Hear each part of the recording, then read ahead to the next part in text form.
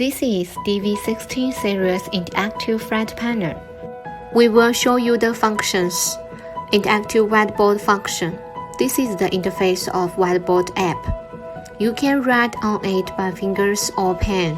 Also, you can set the thickness of the pen. It supports max 20 points touch, which means multi-users at the same time. You can change the writing color when making notes during presentation. Eraser function.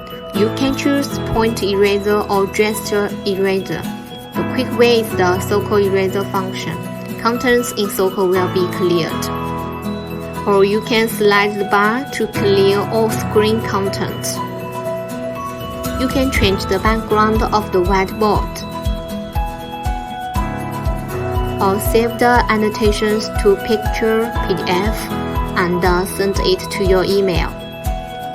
The file management function. You can manage the local storage and the external storage files. They are divided by documents, picture, audio, video, and so on.